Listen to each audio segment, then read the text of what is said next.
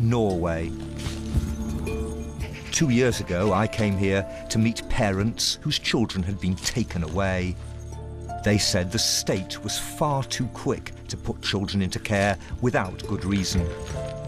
Now I'm back, and there's still more anger in families torn apart. At one point I was thinking if I was mad, if I had, in my madness, harmed my family without really knowing it. And now, one of Norway's top child protection experts stands disgraced, forced to reveal a secret he'd hidden all his working life. If he had told the church for 20 years I've been downloading child pornography, you know, of course he would never have been appointed as an expert. What does that mean for the troubled system he worked in? There's a child expert commission, reviews all the cases in the country. He was one of those people. He was one of these people in this commission. Oh, my dear. I didn't know.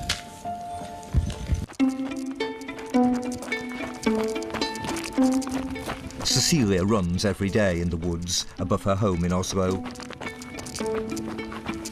Runs to calm herself, to forget.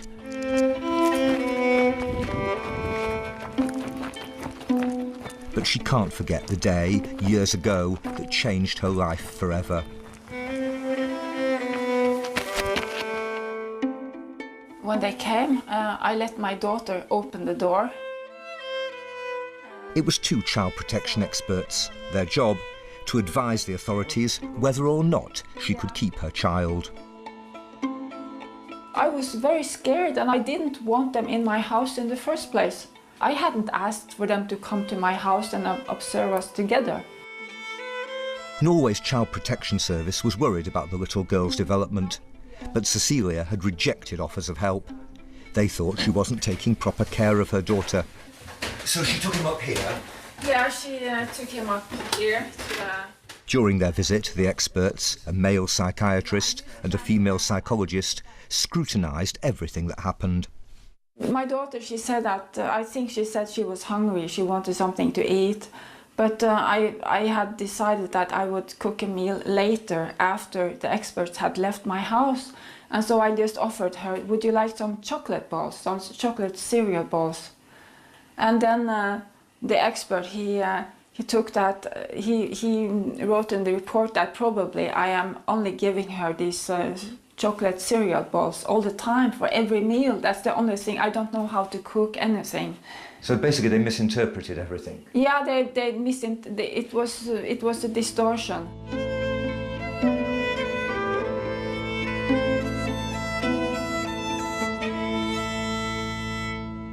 Then I noticed that the female psychologist, she was looking really intently at my ceiling, like she was going like this. And then she noticed, there's a cobweb there. And then she wrote it down in the report, like it was something really, you know, you can still see something there. Like to take it as a proof that my house was messy. Or that it was not cleaned properly, that it was not clean enough for up to their standards. So. When you saw the report, what did you think when you actually saw what they'd written? Well, I didn't get the report until after the emergency care order, and then I realized that well, the report was very negative. That the recommendation was that my daughter had to be taken immediately. Cecilia's daughter was put into emergency foster care, and the decision was approved at Oslo District Court, where the experts appeared as witnesses.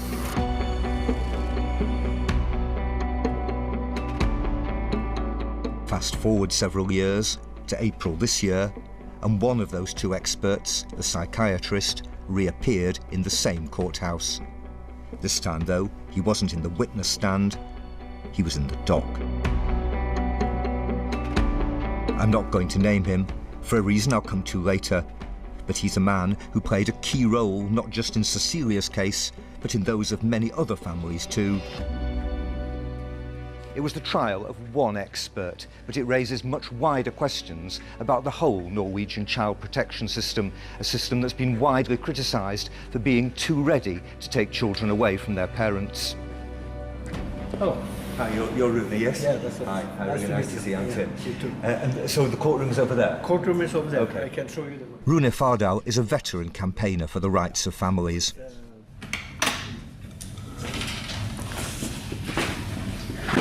So Rune, this is the courtroom, yes? You came here to observe the trial? Yes, I was sitting actually right here. Right. On this chair I was sitting and following the whole trial.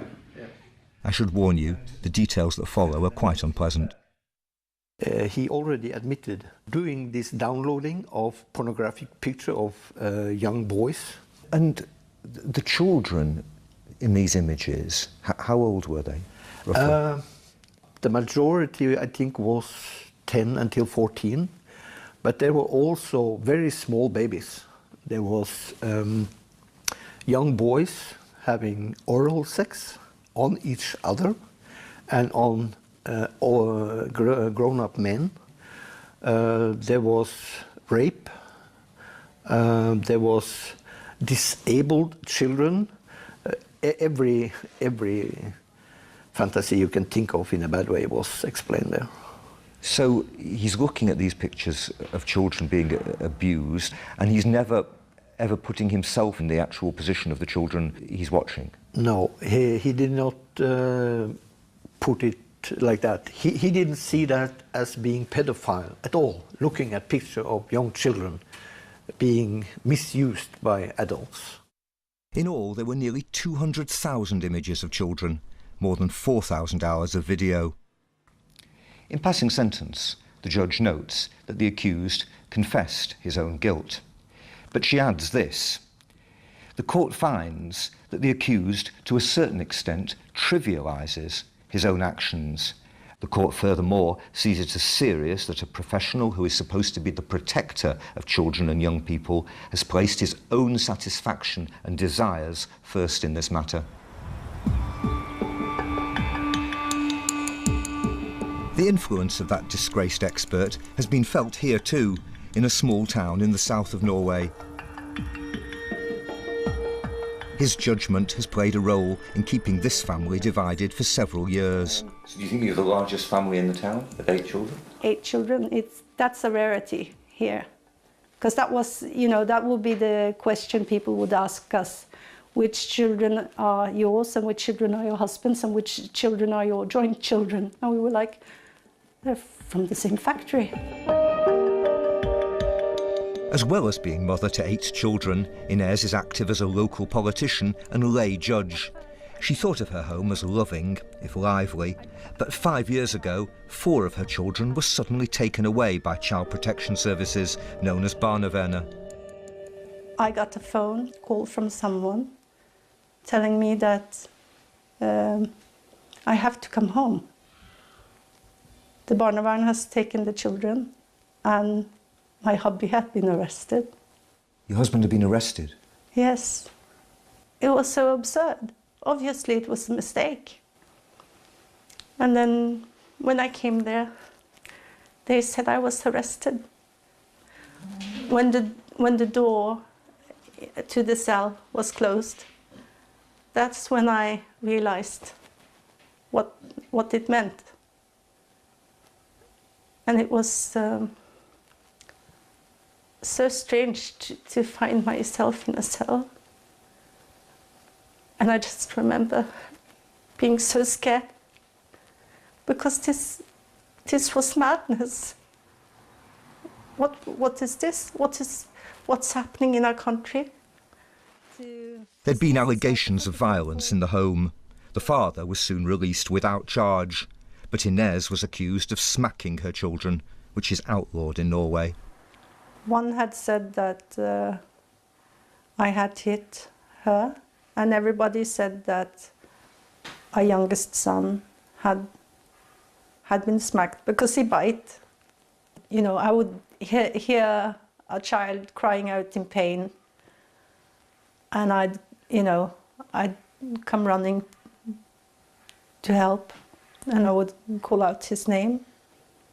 And then I gave him a smack in order for him to let go of his sibling. But Inez's explanations were rejected, and her 4 youngest children were put into foster care. Well, at one point I was thinking if I was mad, if I had, you know, in my madness been doing things that I wasn't supposed to do. Had I harmed my family without really knowing it? That was my thoughts. Just the thought of being very, very scared and frightened.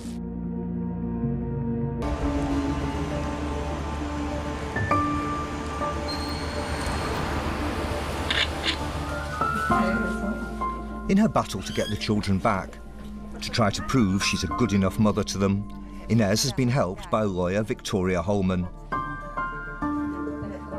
Victoria believed there was a serious flaw in the case against Inez. The problem was every question was leading questions. And when you analyzed the reports, what the children actually said, if it was counting up how many times did they say that my mother was violent against me? 0. They never actually said, no. My mother was violent 0. to me.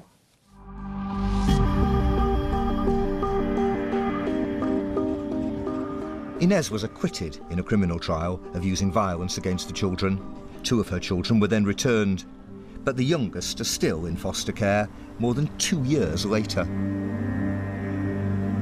That's despite a report from 2 of Norway's most respected psychologists, which praised Inez's parenting skills and recommended that the family be reunited. We find it impossible to believe that so carefree, positive and undisruptive children can come from the home described in the accounts that form the basis of the child protection and police actions. So why was that conclusion disregarded? Because it was rubbished by 2 other child specialists from a supervisory body, Norway's Child Expert Commission. One of them was the now convicted and disgraced psychiatrist who had also played a key role in putting Cecilia's daughter into care. This document is where it went wrong. This document is the conclusion from the expert commission. And the problem for the commission is that the report from the psychologists is too biased towards the parents. That's what they say? Yeah, that's what they say. Yeah. And this is actually from the psychiatrist who's now been convicted. He said that the psychologist's reports in this case were too biased in favour of the parents. Favourite of the parents, yeah. Look into that case and say... The co-author of that allegedly biased report was Reidar Hjermann. The judge almost always agrees with the expert.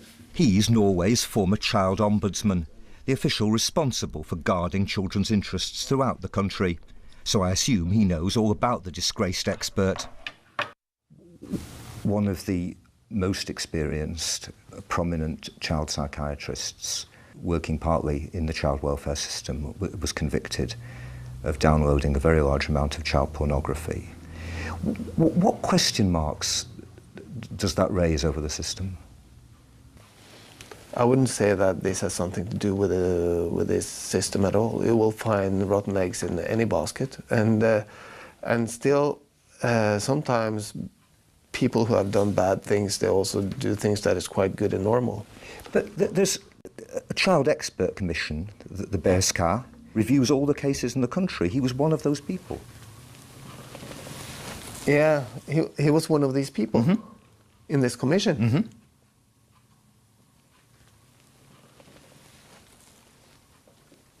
Oh my dear, I didn't know. There was an occasion, in a case that we've been looking at ourselves, where he criticised you personally and criticised your professional judgment very harshly. Was that the same person? Yes. He actually criticised your professional opinion. Yes, he did. And I disagreed with this very much. And I was quite angry when I received this. And It makes me think, of course, if this is the same person, then... That is the same person. Because what happened after this was that these children's case would, of course, be treated in the light of this comment on my report. Correct. Interesting. Very interesting.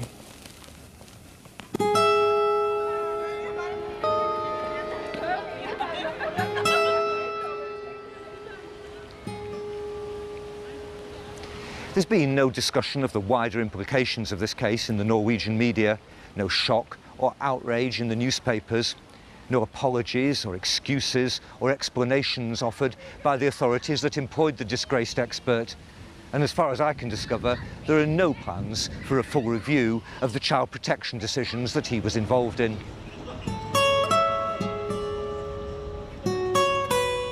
The expert commission says it's looked through his reports and found no reason for concern. Other child protection agencies I contacted won't comment on his conviction. But that won't satisfy families whose children were taken away following his involvement in their cases. Well, I would say that that expert, he's the one. He's responsible for taking my daughter away, and then it turns out that he has himself committed crimes against children, and I just think what has happened is wrong. You know, it has had very grave consequences on my life. Inside the living room, In fact, the report that the convicted expert co-authored followed several years of concern by many health and social work professionals that Cecilia had neglected her daughter. But she rejected that charge. Rejected too the report's conclusion that the child's potential development would be limited if she stayed with her mother. It's not valid. What he's saying is not valid. They can't... Because of what he has done against... I mean, he was hiding from the court that he was breaking the law, you know. So, I mean, if he had told the church, yes, and on my spare time, for 20 years, I've been downloading child pornography, you know. I mean, he would have... Of course, he would never have been appointed as an expert. The child psychiatrist was convicted and sentenced to nearly 2 years in jail. So why has he not been named? Because he himself is the father of young children. They're entitled to privacy, and the authorities have already said they can stay with their father when he's released. That decision has surprised many parents and campaigners, though others say there's no reason for outrage. So this is the fjord that links us, goes across to Sweden. Yeah. Tore Langfeldt is Norway's most famous sexologist. He was an independent expert witness in the case of the disgraced psychiatrist, and he says all custody decisions should be based on evidence, not moral panic. We have lots amount of data showing that only a little part of those who are downloading pictures of children are really offending children. So we can't generalize there, and we have no empirical data that really can show the clear link between it. But it's between downloading pictures and actually physically abusing, yourself abusing children. Yeah. But this is about the credibility of the system, isn't it? It's not really about one man. It's about the issue of the system that employed him. Yeah, but I mean, what do you mean by the system that employed him? They just shouldn't have employed him, but they didn't know. I mean, so they didn't know anything when they employed him. I mean, we can't turn the clock backwards. Because what would happen? I mean, would lead to massive compensation claims. Yeah, I think so. And I think the system would collapse, I think. We wouldn't be able to handle it.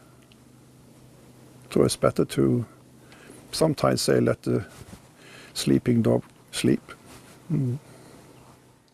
But families who've lost children aren't prepared to do that. You know, it's tsunami of grief that hits parents when things like this happen.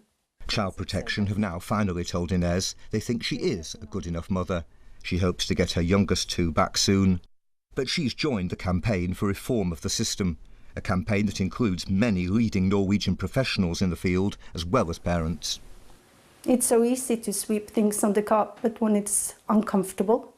And I think, you know, in regards to systems, when things are uncomfortable, it has to come up, it has to surface, it has to be fixed. Because if we allow it to happen, it can happen again and again and again. And it's so easy to dismiss the fact that, you know, it didn't happen to me. It's okay. But what about today? It happens to you. Unless you're willing to help and change something when it affects others. There has to be a willingness to that. And there has to be a willingness to fix things so that it ensures people to trust the system.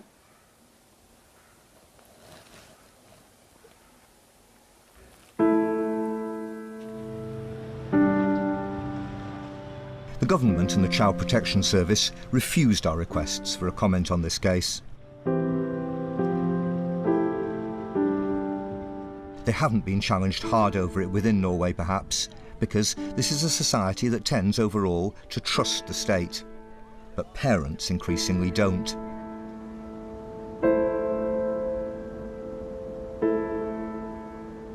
The Ministry of Children says legal safeguards for families are now being strengthened, but Norway's silent scandal can only shake their confidence in the system still further.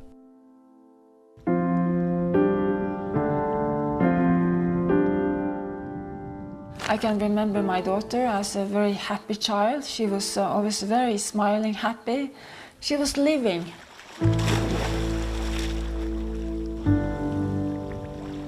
I could never have imagined that this could happen to someone like me at all.